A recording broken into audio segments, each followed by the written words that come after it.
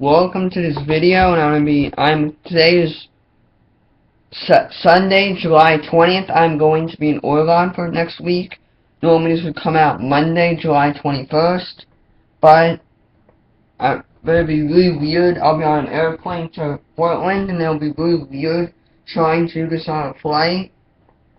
So everyone will be like, what the heck is this noob doing, talking to himself on an airplane while using the internet, interrupting me listening to my music and making little Timmy and Mary cry. Sorry, I guess we'll all do for a little after. But over the past few days, we've had Tropical Storm Walleye dissipate. But like most intertropical versions of storms in this world, they just succumb very quickly. This time due to the Great Hawaiian Wind Shear. And I will talk about that in a sec. The remnants did bring a few showers to Hawaii, but I don't think much happened. But the Great Hawaiian Wind Shears really put a shield like west of Hawaii to prevent any storm, making it tough for any storm to pass really 150-degree longitude west. Hawaii is at 156 to 160 degree longitude west. And it's really been present since the late 90s, since Generation 6 began. In Generation 5 it wasn't so bad. You get some storms like Raymond and Gil in 83, Daniel in 82, Orlean in 92, Eugene in 93 that make it as a very weak tropical system for quite some time. For the past several years this has not been the case in storms like Flossie in 07, 13, Felicia in 09, and a few others. They could not make it to Hawaii. We haven't had, and aside from Flossie, which is debatable, we have not had Aniki in 09. We have not had a Hawaii landfall since Eugene in 93, and before that Orlean in 92. But let's talk about what we have currently. We have Invest 91E. It has a 20% chance of forming within the next 2 days, and a 30% chance of forming within the next 5 days. Right now it's in a decent environment. Wind shear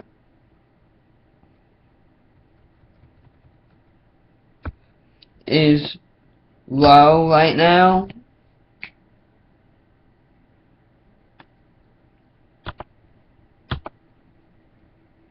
And it's still going to increase, but still going to be pretty low for the next 36 to 48 hours. But then it drops up dramatically. However, ocean temperatures will not be a problem. They will be 27, 28 degrees Celsius. So there should not be too much concern.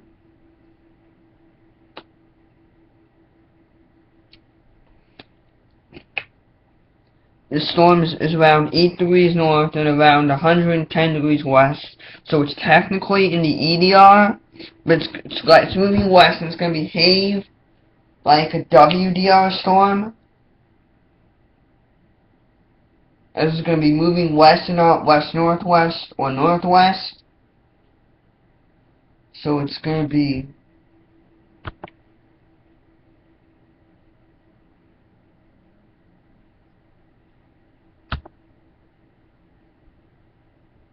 so it looks like it's going to be in a good environment, but not full on. But it's not that far off. It really just needs a closed LLC.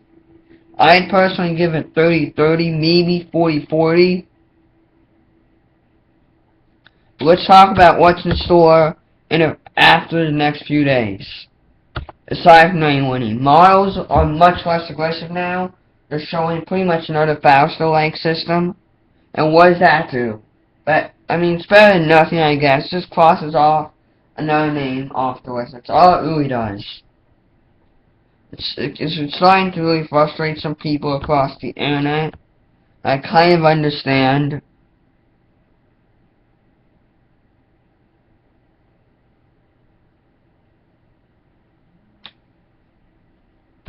but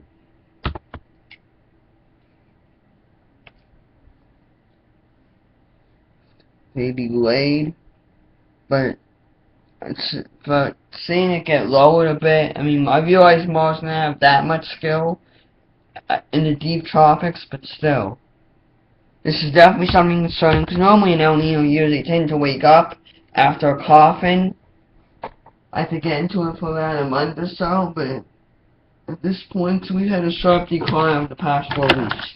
We've had 2 storms, in the previous 5 weeks we've had 5 storms. How do you figure that one out? Well, first things first, the MJO has not been the most favorable, but I mean, and a storm every other week is less than a storm per week. Obviously, especially when July is historically more favorable in June. Because right now the Great Hawaiian Shield is kind of basing off.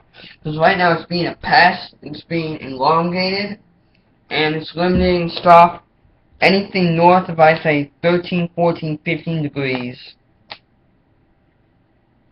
And the intertropical inversion zone is a little bit further north than normal as well. And it's supposed to propagate northward into the shear, so that could be bad as the season progresses, but any delayed and easterly shift, as well as an overall spike in activity, we will have MJO help soon, but that will only be for a few days. Though it's worth pointing out that the models, especially the JFS, and JEFS, tend to move the MJO too fast, so it is something worth pointing out.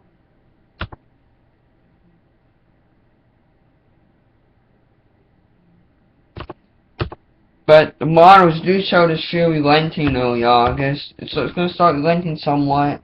But it's not going to be the very favorable environment that we do have in some parts of the basin.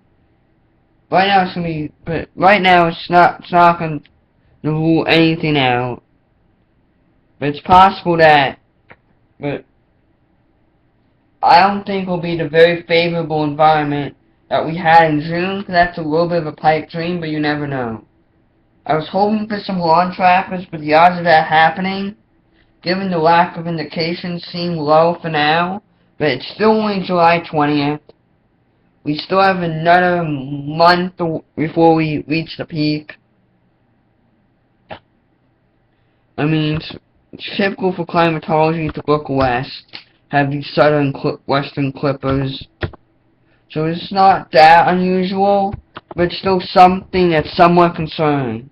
Basically, there's a lot more uncertainty right now than there was a week ago. They've delayed some of the model storms as well as some of the eastward shifts, and now they're kind of pointing towards more of an early August spike than a late July kind of spike. We'll see. There's probably a good chance I will get another storm before the end of the month, but we'll see.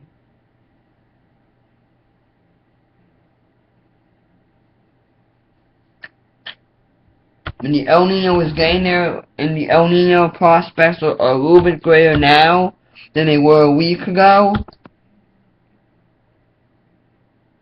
But is that all I have to discuss? But still, there's a lot of uncertainty, and I will say that the waters there off coastal Mexico, so that's something that we will have to look out for in about 6 weeks from now. Those waters there are really, really warm. They're like 30, 31, 32 C. It's almost like the Philippines. So that's something that's going to have to know, that we could easily get a major landfall, that I advise no one, despite all the frustrations along the Mexican coast, to let their guard down. But still, I'll admit that there's a lot of uncertainty.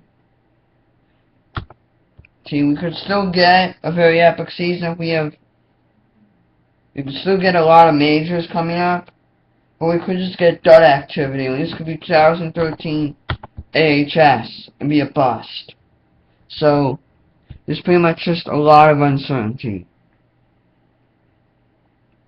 I mean, the indications, the odds are pretty good for at least 2 more possible storms before the end of the month with Genevieve and Hernan, which isn't bad by any means, but we will wait and see. That would be 9 storms by the end of August. That's pretty nice, if you ask me.